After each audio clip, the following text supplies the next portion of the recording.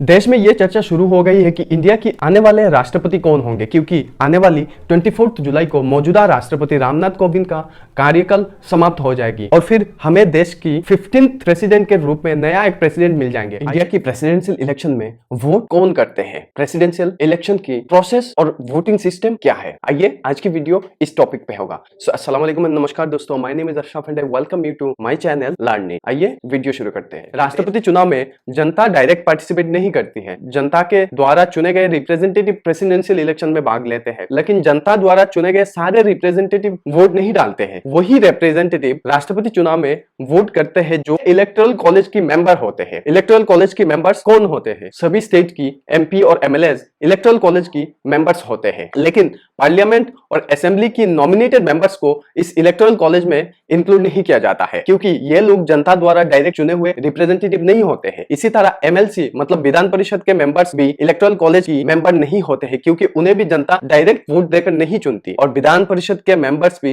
राष्ट्रपति चुनाव में भाग नहीं लेते। ऐसे में ये सवाल उठती होगी कि अगर एमएलसी को जनता नहीं चुनती तो फिर राज्यसभा एमपीज को भी तो जनता इलेक्ट नहीं करती, तो फिर उन्हें इलेक्टोरल कॉलेज में इंक्लूड क्यों किया जाता है? आपको यह जानना जरूरी है कि राज्यसभा को उच्च सदन भी कहा जाता है। राज्यसभा के जो एमपीज हैं वो केंद्र में स्टेट्स की प्रतिनिधि होते हैं, इसलिए वो राष्ट्रपति चुनाव में वोट डाल सकते हैं, लेकिन वो विधानसभा द्वारा चुने गए राज्यसभा मेंबर्स हो, नॉमिनेटेड मेंबर्स ना हो। सो इन शॉर्ट ये कहा जाएगा कि देश की एमएलए और एमपीज ही प्रेसिडेंशियल इलेक्शन में वोट डालते हैं। प्रेसिडेंशियल इलेक्शन में वोट देने वाले एमएलएस की अलग अलग राज्यों के हिसाब से अलग अलग वोट वैल्यू होती है, और ये वोट वैल्यू निकालने के लिए एक फॉर्मूला है। आइए वो फॉर्मूला क्या है जिससे एक एमएलएस की वोट की वैल्यू निकाली जाती है। एक स्टेट की टोटल पॉपुलेशन को उस स्टेट की टोटल एमएलए सीट से डिवाइड किया जाता है, और जो रिजल्ट आती है उसे फिर 1000 से डिवाइड किया जाता है। उसके बाद जो रिजल्ट आती है उसे उस स्टेट की एक एमएलए की वोट वैल्यू माना जाता है। आइए इसे एक एग्जांपल के साथ समझते हैं। असम के एग्जांपल लेते हैं। असम में टोटल पॉपुलेशन है 1,46,25,152 और विधानसभा सीट से 126। तो टोटल पॉपुलेशन को टोटल विधानसभा सीट से डिवाइड करने के बाद जो रिजल्ट आती है उसे फिर 1000 से डिवाइड किया जाता है, और फिर जो रिजल्ट आती है उसे असम के एक एमएलए की वोट वैल्यू माना जाता है। और इसी तरह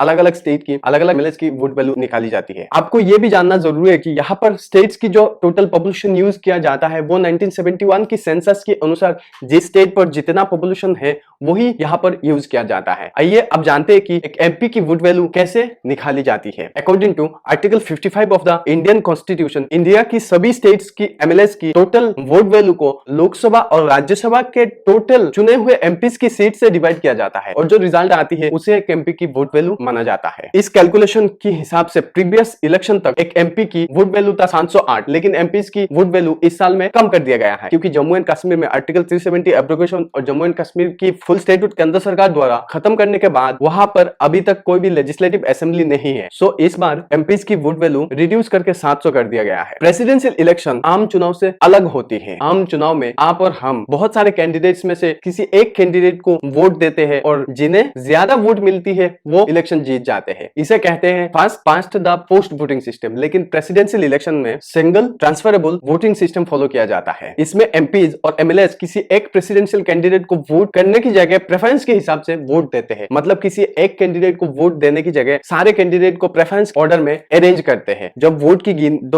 की गिनती होती है तब सबसे पहले फर्स्ट प्रेफरेंस की वोट गिने जाते हैं, और अगर फर्स्ट प्रेफरेंस की वोट टोटल वोटर की 50% प्लस 1 वोट से ज्यादा किसी एक कैंडिडेट को मिल जाती है तब उस कैंडिडेट को विनर डिक्लेयर कर दिया जाता है। और अगर ये 50% से कम होता है तब इस केस में सेकंड प्रेफरेंस वोट की गिनती होती है। वो कैसे, आइए एक एग्जांपल के साथ समझते हैं। मान लीजिए यहाँ पे टोटल वोटर है 15,000 और कैंडिडेट है 4, जिसमें से जिनको 50% प्लस 1 वोट मिलती है उन्हें विनर डिक्लेयर कर दिया जाएगा। तो इस केस में यहाँ पे जिस कैंडिडेट को 7,501 वोट मिलती है वही विनर होंगे, क्योंकि 15,000 की 50% 7,500 वोट होती है और प्लस 1 मिला के 7,501। सो मान लीजिए फर्स्ट प्रेफरेंस के हिसाब से कैंडिडेट ए को मिलती है यहाँ पे 5,250 वोट्स, कैंडिडेट बी को मिलती है 3,800 वोट्स, कैंडिडेट सी को मिलती है 3,000 वोट्स, और कैंडिडेट डी को मिलती है 2,950 वोट्स।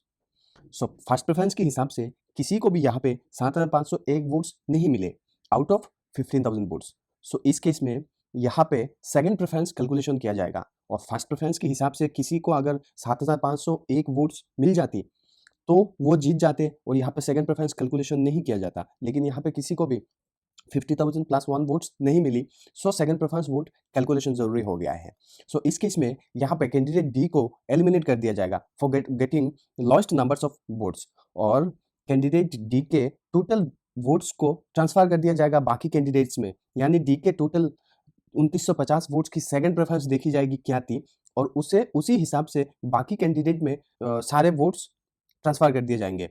सो मान लीजिए अगर डी के टोटल वोटर्स में से 2251 वोटर की सेकंड प्रेफरेंस कैंडिडेट ए होते हैं, तो कैंडिडेट ए के उसमें ट्रांसफर कर दिया जाएगा। 100 वोटर की सेकंड प्रेफरेंस बी होते हैं, तो 100 वोट्स कैंडिडेट बी में ट्रांसफर कर दिया जाएगा, और रिमेनिंग 599 वोटर की सेकंड प्रेफरेंस कैंडिडेट सी होते हैं, तो कैंडिडेट सी में ट्रांसफर कर दिया जाएगा।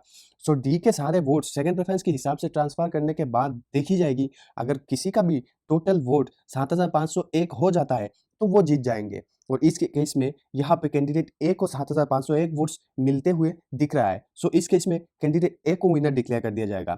सेकंड प्रेफरेंस कैलकुलेशन और वोट ट्रांसफर के बाद भी अगर देखा जाता है कि किसी का भी वोट टोटल वोटर की 50% प्लस 1 वोट्स नहीं हो रहा है, इस केस में मतलब 7501 वोट्स नहीं हो रहा है, देन सेकंड प्रेफरेंस और सेकंड राउंड की तरह थर्ड राउंड भी कैलकुलेट किया जाएगा, और उसी हिसाब से वोट ट्रांसफर भी करी जाएगी जब तक विनर ना मिल जाए। सो इंडियन प्रेसिडेंशियल इलेक्शन में इस तरह की वोटिंग सिस्टम फॉलो किया जाता है, और इस तरह की वोटिंग सिस्टम को सिंगल ट्रांसफरेबल वोटिंग सिस्टम कहा जाता है। आज की वीडियो यही तक। वीडियो अच्छी लगी तो वीडियो को लाइक कीजिए, चैनल को सब्सक्राइब कीजिए। मिलेंगे किसी दूसरे वीडियो में, तब तक गुड बाय, टेक केयर, अल्लाह हाफिज, जय हिंद।